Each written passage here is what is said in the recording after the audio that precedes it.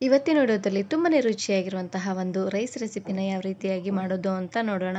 ದಿನಾಲು ಮಕ್ಕಳ ಲಂಚ್ ಬಾಕ್ಸಿಗೆ ಏನಪ್ಪಾ ಕಟ್ಟೋದು ಅನ್ನೋರು ಈ ರೆಸಿಪಿನ ಟ್ರೈ ಮಾಡಿ ತುಂಬಾನೇ ಇಷ್ಟಪಟ್ಟು ತಿಂತಾರೆ ಅಂತಾನೆ ಹೇಳ್ಬೋದು.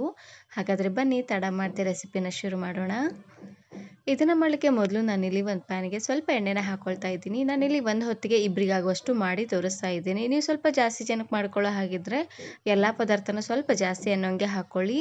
ನಾನಿಲ್ಲಿ 3ರಿಂದ 4 ಚಮಚ ಆಗುವಷ್ಟು ಎಣ್ಣೆನ ಹಾಕ್ಕೊಂಡಿದ್ದೀನಿ. ಹಾಗೆಯೇ 1 ಚಮಚ ಆಗುವಷ್ಟು ಜೀರಿಗೆ ಮತ್ತು ಸಾಸಿವೆ ಎರಡನ್ನೂ ಒಟ್ಟಿಗೆ ಹಾಕ್ಕೊಳ್ತಾ ಇದ್ದೀನಿ. ಹಾಗೆಯೇ ಇದ್ರ ಜೊತೆಗೆ 1 ಚಮಚ ಆಗುವಷ್ಟು ಉದ್ದಿನಕಾಳು ಹಾಗೆಯೇ 1 ಚಮಚ ಆಗುವಷ್ಟು ಕಡಲೆಬೇಳೆನ ಹಾಕ್ಕೊಳ್ತಾ ಇದ್ದೀನಿ. ಇದ್ರ ಜೊತೆಗೆ 2 ಗರಿ ಆಗುವಷ್ಟು ಕರಿಬೇವು ಸೊಪ್ಪು. ನೋಡಿ ಎಲ್ಲವನ್ನು ಹಾಕ್ಕೊಂಡು ಉರಿನ ಪೂರ್ತಿಯಾಗಿ ಲೋ ಫ್ಲೇಮ್ನಲ್ಲೇ ಇಟ್ಟು ಸ್ವಲ್ಪ ಕೆಂಪಾಗಬೇಕು ನೋಡಿ, ಅಲ್ಲಿವರೆಗೂ ಲೋ ಫ್ಲೇಮ್ನಲ್ಲೇ ಇಟ್ಟು ಬೇಯಿಸ್ಕೊಂಡು ತಗೊಳ್ಬೇಕು. ನೋಡಿ ಈ ರೀತಿಯಾಗಿ ಚೆನ್ನಾಗಿದು ಕೆಂಪಾಗ್ತಿದ್ದಂಗೆ ಇವಾಗ ನಾನಿಲ್ಲಿ ಚೆನ್ನಾಗಿ ಹಣ್ಣಾಗಿರುವಂತಹ ಒಂದು ದೊಡ್ಡ ಟೊಮೆಟೊನ ಹಾಕ್ಕೊಳ್ತಾ ಇದ್ದೀನಿ. ಆದಷ್ಟು ಚೆನ್ನಾಗಿ ಹಣ್ಣಾಗಿರುವಂತಹ ಟೊಮೆಟೊನ ಹಾಕ್ಕೊಳ್ಳಿ. ಟೊಮೆಟೊ ಬೇಗ ಸಾಫ್ಟ್ ಆಗಲಿ ಅಂತ ಇವಾಗ ನಾನಿಲ್ಲಿ ರುಚಿಗೆ ತಕ್ಕಷ್ಟು ಉಪ್ಪು ಹಾಗೆಯೇ 1/4 ಚಮಚ ಆಗುವಷ್ಟು ಅರಶಿನ ಪುಡಿನ ಹಾಕ್ಕೊಂಡು ಬೇಯಿಸ್ಕೊಳ್ತಾ ಇದ್ದೀನಿ. ಈ ರೀತಿಯಾಗಿ ಉಪ್ಪು ಹಾಗೆಯೇ ಅರಶಿನ ಪುಡಿನ ಹಾಕಿ ಬೇಯಿಸೋದ್ರಿಂದ ಟೊಮೆಟೊ ಬೇಗ ಸಾಫ್ಟ್ ಆಗುತ್ತೆ.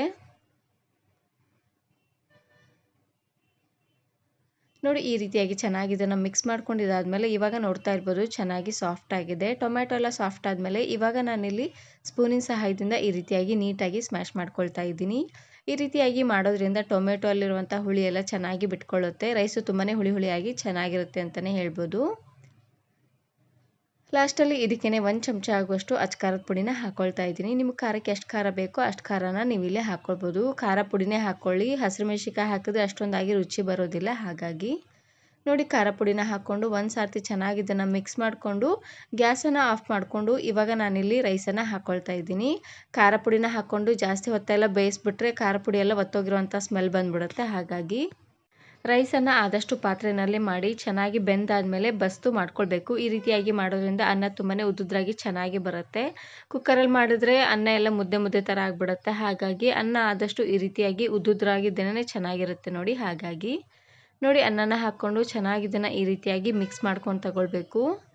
ದಿನಾನು ಮಕ್ಕಳ ಲಂಚ್ ಬಾಕ್ಸಿಗೆ ಏನಪ್ಪ ಮಾಡೋದು ಅನ್ನೋರು ಈ ರೈಸನ್ನು ಮಾಡ್ಕೊಳ್ಳಿ, ತುಂಬಾ ಇಷ್ಟಪಟ್ಟು ತಿಂತಾರೆ ಅಂತಲೇ ಹೇಳ್ಬೋದು.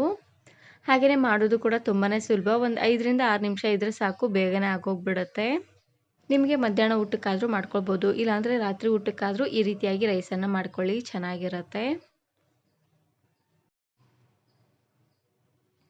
ನೋಡಿ ಈ ರೀತಿಯಾಗಿ ಚೆನ್ನಾಗಿ ಇದನ್ನು ಮಿಕ್ಸ್ ಮಾಡಿಕೊಂಡು ಬಾಕ್ಸಲ್ಲಿ ಕಟ್ಟೋ ಹಾಗಿದ್ರೆ ಸ್ವಲ್ಪ ಆರಿಸಿ ಕಟ್ಟಿ ಚೆನ್ನಾಗಿರುತ್ತೆ. ಈ ವಿಡಿಯೋ ಇಷ್ಟ ಆದರೆ ಈಗಲೇ ಒಂದು ಲೈಕ್ ಬಟನನ್ನು ಕ್ಲಿಕ್ ಮಾಡಿ ಫ್ರೆಂಡ್ಸ್ ಆ್ಯಂಡ್ ಫ್ಯಾಮಿಲಿ ಜೊತೆಗೆ ಶೇರ್ ಮಾಡಿ. Thanks for watching.